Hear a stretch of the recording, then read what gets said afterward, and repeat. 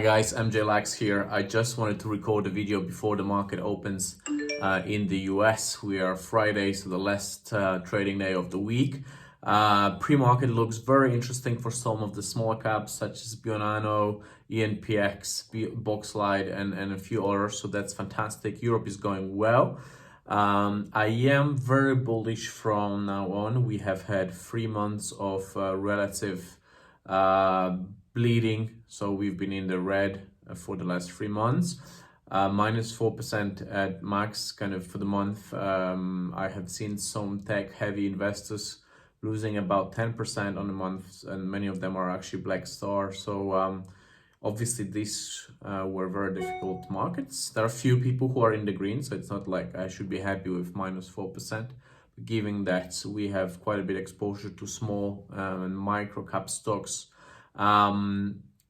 these losses were relatively contained, mainly due to performance, a very good performance in Europe. Aston Martin, Shell have been doing well. Kier has been doing fantastically on the news of the capital raise that will cover a lot of that, so that's great. As you can see, similar setup in my office. I'm set up with my Reuters or Refinitiv screens, my Bloomberg TV there, and my eToro and a few other screens that I have for technical analysis. So that's great. Extremely positive on IRO. So these guys are projected to bring 157 million revenue in fiscal year 3. They have signed those deals already. At the moment, it's a small cap at 110 million.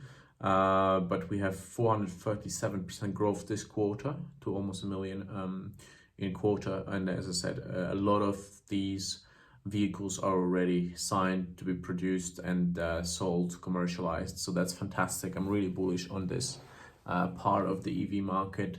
That it's a little bit kind of smaller, more very important for the environment. These are zero emission vehicles. Also, they have the vaccine vehicle, electric vaccine vehicle deal signed for kind of distribution of the COVID vaccines and so on. So that's about IRO. The biggest part of the portfolio is now the UK. I also bought Rolls-Royce. I will write about that. I think it's time for them to grow. We used to have them make good profit, and then offloaded it at the rights issue, which I don't like because it causes the dilution of the shares. But I think now it's one of the latest post-COVID trades. So with the obviously Rolls-Royce is first and foremost the engine maker for long haul flights, not the car seller. Car sales are relatively marginal for the company.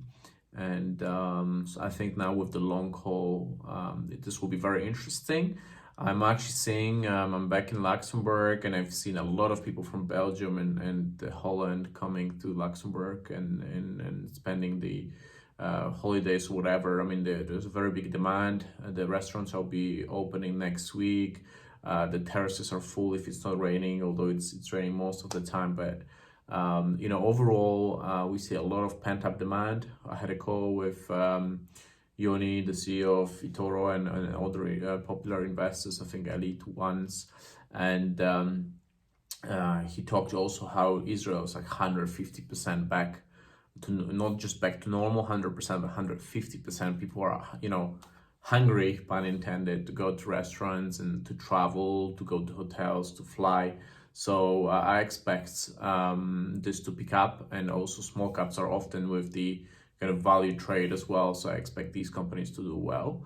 In terms of Nasdaq, I think this has been a healthy correction. We had a short on Nasdaq with 10x leverage, and we were exited on the stop loss at the worst time. Now this position will be over 100% in profit. Well, it's, I always short with stop losses to contain it. Maybe I shouldn't, because my kind of shorts on Snapchat at 62.5 was great. Netflix, we made it 11-12%. Moderna short was actually good as well. I was a little bit impatient there.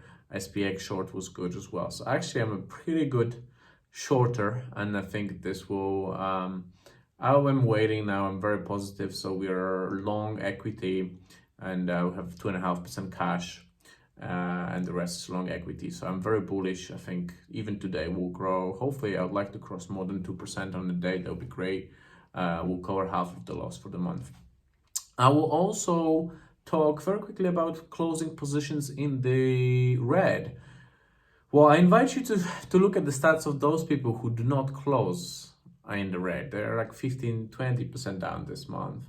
And I close in the red for multiple reasons. Number one is definitely risk management. So especially when I have a small cap that is bleeding terribly, but I want to keep it, but it's generating a huge downturn, minus 20%. Well, let's say I bought 1,000 of it and it's now worth 800. If I close it and open at 800, the exposure will be only 800. So it's 20% less exposure, and therefore that will diminish the risk. Now, it is frustrating. I'm trying to always buy lower than I sold it. It is frustrating for you to see it if you don't understand what I'm doing.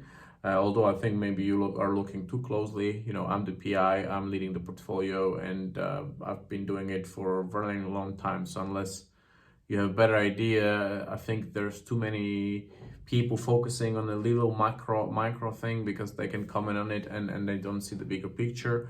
But that's perfectly fine. I'm always replying to those questions, but I know why I'm closing in red. And if you look at the top performers on eToro, they will be closing in red. Everyone will always close in red. Only people who do never close in red, these are the ones that generate even minus 50% on a year sometimes. So you need to be able to let it go. It's for risk management. If I reopen the trade, that means I just wanted to reduce the risk of that particular position, but I do still believe in it. It's important for tax. Obviously, we're looking at the whole year, fiscal year, but we've generated so much profit in January.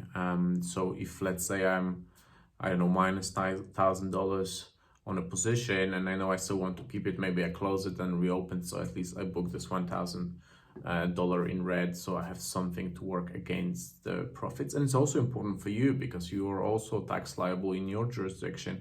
So if we close, let's say, I don't know, these are various numbers because some of you have 100,000 euro with me, some of you have 500, but let's just say, you know, we make 10,000 profit, and if I optimize it and we only show 5 or 3 or 2 or 0, that's better than paying tax on the 10,000. So obviously people think about that usually in December, but I'm thinking about that throughout the year. If I have a good opportunity to include the loss, I would take it rather than artificially do everything in December.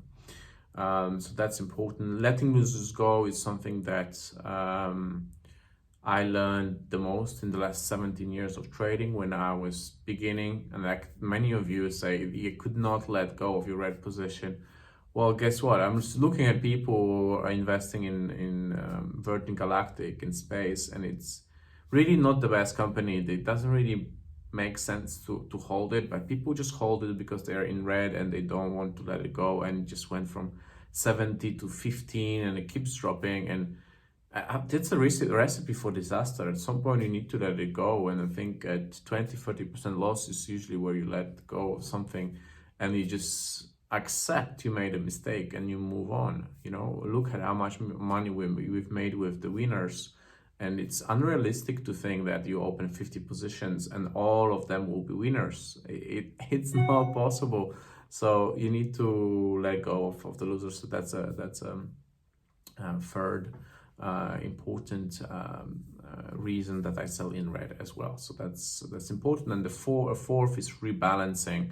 So that's how much exposure my copiers get to certain positions, and especially when I go towards risk 6, I rebalance a lot so I can take the risk, but I stay at the risk 5. So I've done that. I don't intend to do it now. So this portfolio will stay in its current composition for foreseeable future. And therefore, I think now is a really perfect time to join. Please copy open trades. I think we will recover across the indices. I think small caps will be the winners, and I think you will see this big double-digit returns that I've accustomed you in the past as well. So sending my best regards from Luxembourg. I'm actually meeting the very professional trader after European market closes, and one of my potential investors So it's cool to be home and talk business. So take care and speak to you soon.